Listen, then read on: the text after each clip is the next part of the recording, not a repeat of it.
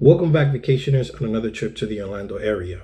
In today's trip, sadly, it is a reminder of why I do these videos and why I do these tours, because we're going to use this week's hotel, well, more like motel, as an example as to why you shouldn't always go by the pictures and the listing and how that could be very misleading. If you like what you see, please like and subscribe, as it helps out the channel immensely. Now, without further ado, let's begin the video.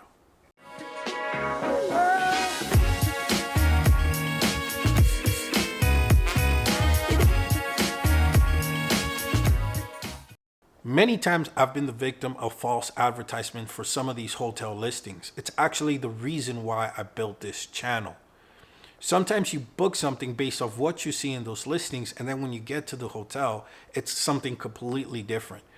And I'm talking about the quality that they perceive in the listings through pictures or videos compared to what you actually get.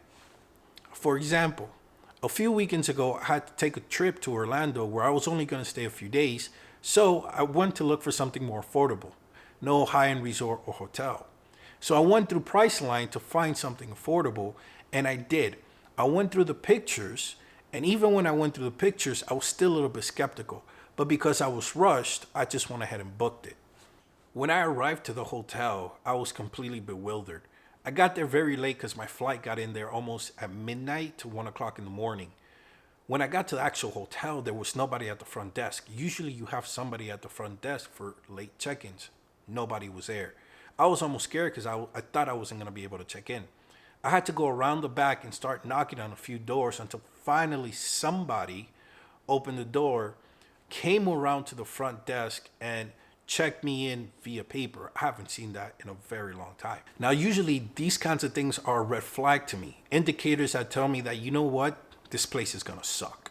Once I checked in, I went ahead and went to the room, and let me tell you, the place looked sketchy. In fact, there was a cop that did a runaround of the hotel for about 2 hours. Anyways, I went to the room, and when I opened the door, dear Lord, like I said, what the pictures sometimes depict is not what you get. So that's one of the things about the expectations between the pictures and reality. When I walked in here, and I got here very late last night, I could see all the imperfections real quick. And what the pictures never really show you is the wear and tear a lot of these rooms have. Now, what I got was a double bed, regular, and the wooden floor looks nice, but especially in the bathroom, and I'll show you that there's water damage where the floor is lifted, and you can feel as you walk. So as soon as you come in, the first thing you see is, of course, the window that I talked about, and the fact that you could clearly see out. They can see in unless you close the shades. The AC unit,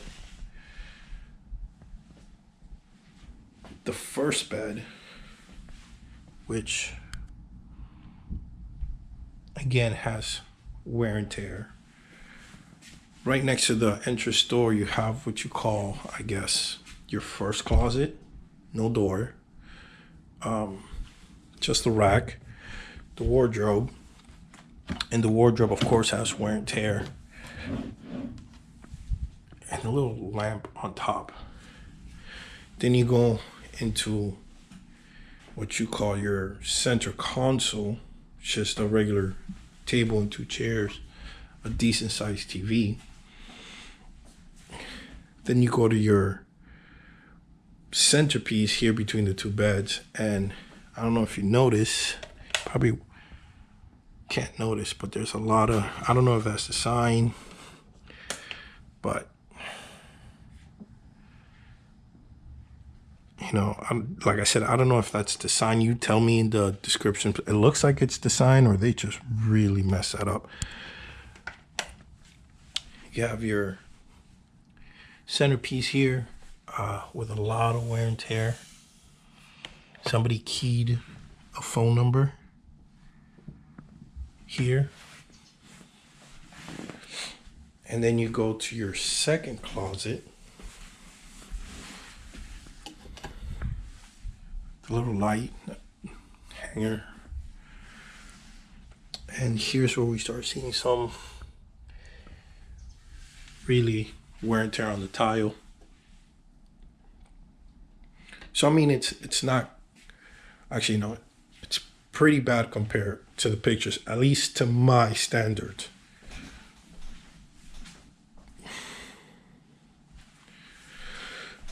The fridge,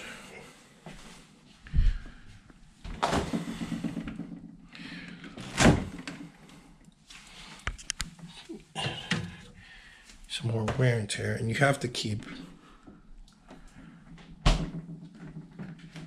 tabs on that. And this is kind of where it starts getting a little ugly. So you have your little kitchenette, your microwave, and I gotta say this is probably the best part of this whole place. This is big, nice microwave. Your stovetop, don't know what that is. Your sink, your drawer, which looks like, I don't know if that's mold. Right.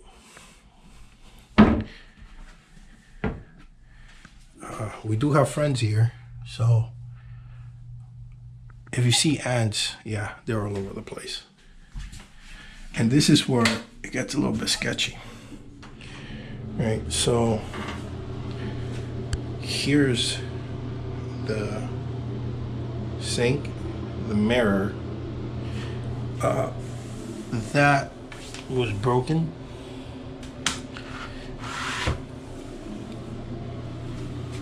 The toilet, which looks like straight up ass. There was only one towel. There was no toilet paper. So late at night, I had to go back down and ask for toilet paper and more towels. This is the shower, which if you see in the pictures, looks nothing like this.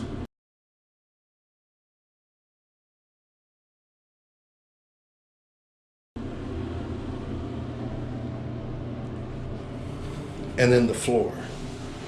So the reason I have towels on the floor is because, as you can see, this is very low to the floor, and this doesn't protect anything at all. So what happens is when I took a shower, this thing, and it's like a freaking bullet, and you can't change it. So when you move it, all the water here, all this got flooded. And then you could, right here, you could tell, you could just tell there's water damage underneath here. And what sucked even more was that my sister booked my father the same hotel and we could not cancel it. I felt so bad for him because you think my room was bad? His was 3 times worse, and we could not cancel it. The only thing we could do was get him a different room. And how bad was it? Well, as soon as you walked in, the first thing you noticed was a hanging fixtures, literally hanging on its last cables. The TV mounted to the wall, well, you couldn't turn it on because it had no power cable at all. And the remote was missing. The bed sheets had stains all over them, and there were ants in the room as well. So what am I trying to say here? The point is that you have to be very careful when you're booking these hotels that are low in rate and price. We're talking about ratings from 1 to 2.5 and under $50. Don't go by the picture. Do your research. Look somewhere else, Google it up, or search it here on YouTube. In total, I paid around $70 a night for 3 nights, and let me tell you, it was not worth it. I've seen better hotels at a cheaper rate with better quality. But this was last minute, so I had to do it. Now it's your turn. Have you experienced this before? Have you felt like you've been misled when you book a hotel and when you get there something completely different? Comment below and let us know. Until the next video, stay safe.